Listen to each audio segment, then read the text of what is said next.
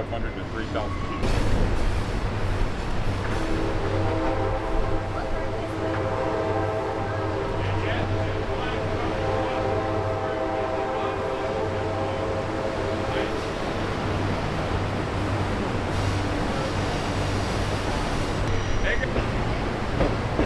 That was the longest and tallest suspension bridge in the world when it was built, 1927.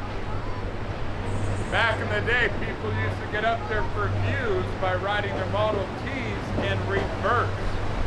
They would not do it in drive because they're rear-wheel drive, stronger in reverse. Gorge. Well, for starters, you noticed how narrow and tall that was? That is a gorge. Canyons are short and wide.